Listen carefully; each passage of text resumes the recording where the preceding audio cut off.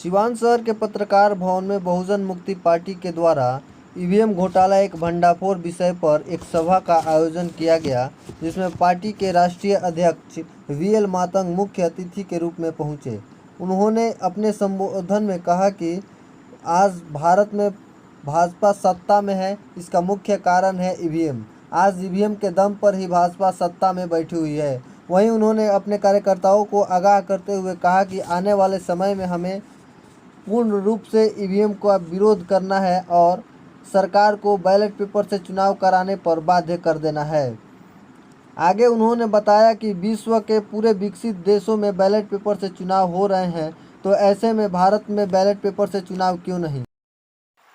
बताते चले कि पूरे बिहार में यह बहुजन मुक्ति पार्टी एक अभियान चला रही है ईवीएम घोटाला का भंडाफोड़, जिसके माध्यम से वह आम लोगों को जागरूक करने का प्रयास कर रही है कि आपका वोट आपके प्रत्याशी को नहीं जा रहा है, यह सीधे भाजपा को जा रहा है, जिसका परिणाम है कि आज फिर से भाजपा सत्ता में लौटी हुई है।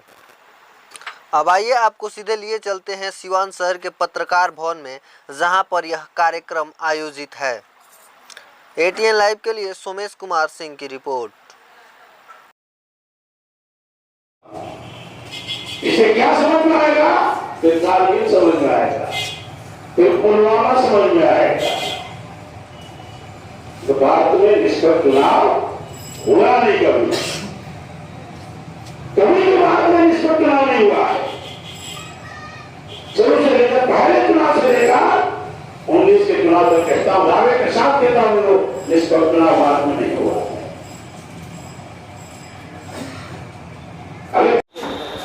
2019 का चुनाव बीजेपी ने ईवीएम से जीता हुआ है। तो बहुत सारे सबूत है।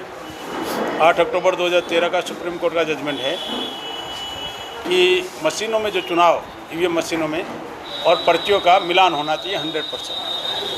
तो सुप्रीम कोर्ट के जजमेंट को ना मानते हुए 2014 का चुनाव हो गया। 13 का जजमेंट है। दुनिया के बहुत सारे देशों में जो टेक्नोलॉजी में आगे है वहाँ ईवीएम मशीन नहीं है। जैसे जापान की बुलेट ट्रेन चाहिए लेकिन बैलेट पेपर नहीं चाहिए। फ्रांस में भी ईवीएम मशीन नहीं है। फ्रांस का राफेल चाहिए लेकिन ईवीएम मशीन बैलेट पेपर नहीं चाहिए। चाइना का सरदार का स्टैचू चाहिए लेकिन बैलेट पेपर नहीं चाहिए। उसी तरह अमेरिका में भी बैलेट पेपर है, रशिया में बैलेट पेपर है, नॉर्वे, नीदरलैंड, यूक्रेन, तुर्की, इटली, पाकिस्तान, सब जगह मशीनों से चुनाव नहीं होता, अब बैलेट पेपर से चुनाव होता है। तो भारत में बैलेट पेपर से चुनाव करने में क्या दिक्कत है? अब सवाल ये है कि किसी भी देश का लोकतंत्र मेजॉरिटी और माइनॉरिटी पर चलता है। मेजॉरिटी बहुसंख्या बहुमत के आधार पर चलता है ना। मेरा ये कहना है भारत की 50 पार्टी बैलेट पेपर की डिमांड करती है और केवल बीजेपी मशीनों के पक्ष में। तो भारत का चुनाव आयोग क्या बहुमत के सिद्धांत को मानता है? भारत का चुनाव आयोग लोकतंत्र को मानता है क्या? अगर मानता है तो उसको बहुमत के सिद्धांत को मानना चाहिए। तो उससे तो भारत का चुनाव आयोग भाग रहा है। 5 का पर्ची का जजमेंट है, वो भी चुनाव से पहले नहीं करवा पा रहा है, बाद में करेंगे। तो ये मनमानी तरीके से वोटों की चोरी हो रही है देश में। तो जनता को पूरे देश में जागृत करने के लिए ये नेशनल अभियान हमारा चल रहा है, जम्मू से लेकर कन्याकुमारी तक का। उसके तहत बिहार में 6000 किलोमीटर 6500 किलोमीटर की हमारी रैली चल रही है। 40 लोकसभा और 243 विधानसभा में ईवीएम के संदर्भ में जनता को जागृत करने का अभियान चल रहा है कि आपके वोटों की चोरी हो रही है। ये अभियान इसके तहत चल रहा है। कब से आपका चल रहा है अभियान? ये हम लोगों ने 26 जून से शुरू किया। 26 जून से कब तक ये चलाएंगे? ये 12 दिसंबर तक चलेगा। तो सर क्या हर साल चलेगा 6 महीने, 2024 तक लगातार चलेगा। बूथ 11.5 लाख बूथों तक जाएंगे हम लोग। तो सर क्या मान लिया जाए कि आपके अनुसार नरेंद्र मोदी को जो पूर्ण बहुमत मिला है वो सिर्फ ईवीएम का कमाल है?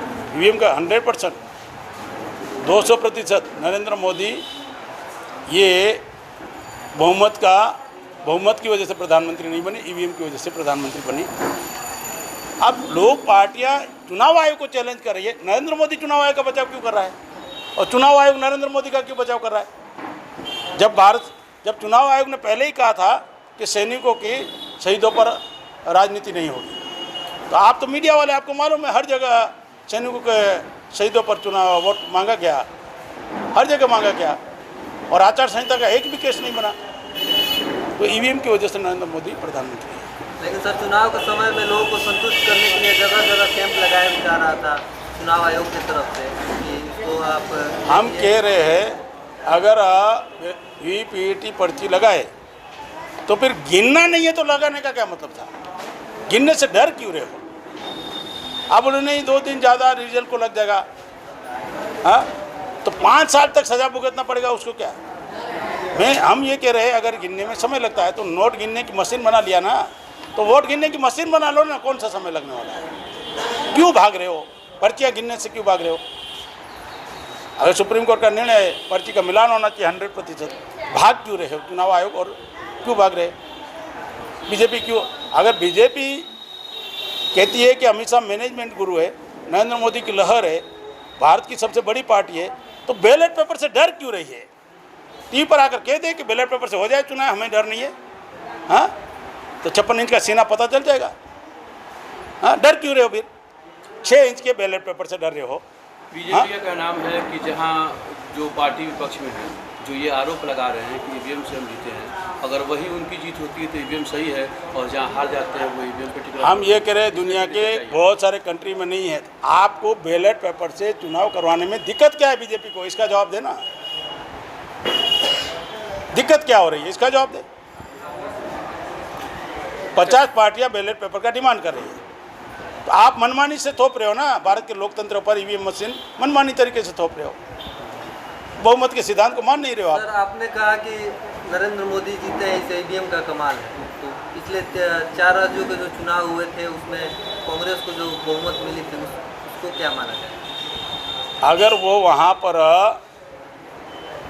प्लान बनाकर योजनाबद्ध तरीके से कांग्रेस को जितवाया गया ताकि कांग्रेस का इमेज थोड़ा बिल्डअप किया जाए, तो क्षेत्रीय पार्टियां उसके नीचे लग जाए, तो मायावती अखिलेश नहीं लगे। हाँ, ये कब हुआ? जब प्रणब मुखर्जी आरएसएस के मंच पर गए और उसके बाद आरएसएस ने कहा कि कांग्रेस मुक्त भारत हमारा एजेंडा नहीं है, बीजेपी मुक्त कांग्रेस मुक्त भारत एजेंडा नहीं है। हाँ, कांग्रेस मुक्त भारत हमारा एजेंडा नहीं है।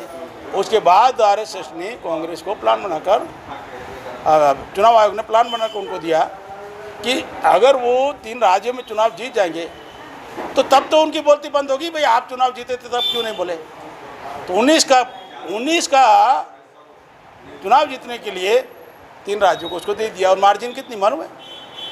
कम मार्जिन, कभी भी तोड़फोड़ कर सरकार बनाई जाए। आपको याद होगा राजनाथ सिंह ने कहा चुनाव आयोग कि बड़ी लड़ाई के लिए 2 कदम पीछे हटना भी कभी कभी जरूरी हो जाता है। अब समझ में आया इस सेंटेंस का मतलब क्या है? राजनाथ सिंह का ये कहना था कि बड़ी जीत के लिए 2 कदम पीछे हटना जरूरी है, मतलब उनकी बोलती बंद करने के लिए जो आप सवाल पूछ रहे हो कि तब उन्होंने क्यों नहीं बोला। मेरा ये कहना है कि जनता को विश्वास ही नहीं हो रहा ना, हमारा वोट कहाँ जा रहा है? पार्टियों को छोड़ो, जनता को विश्वास नहीं हो रहा ना। 130 करोड़ की जनता के साथ विश्वासघात करने का अधिकार किसने दिया? हाँ, बैलेट पेपर से चुनाव होना चाहिए। इससे नरेंद्र मोदी, अमित शाह, चुनाव आयोग भाग क्यों नहीं रहे? भाग क्यों रहे? ये सबसे बड़ा सवाल है। चुनाव आयोग भी भाग रहे, अमित शाह नहीं बोल रहा ईवीएम के ऊपर, बचाव कर रहे हैं, नरेंद्र मोदी बचाव कर रहे हैं ईवीएम मशीनों का। तो तुम्हारी बड़ी पार्टी है, तुम्हारे पास इतना सारे कैडर है, मैनेजमेंट गुरु है, तो 6 इंच के पेपर से आप डर क्यों रहे हो? बैलेट पेपर से इस बात का जवाब देना, ठीक है? तो क्या माना जाए कि आप और आपकी पार्टी बैलेट पेपर को लेकर के अभियान चल रहा है, गांव-गांव चल रहा है। जब तक बैलेट पेपर नहीं आएगा तब तक आपकी लड़ाई जारी रहेगी। जारी रहेगी।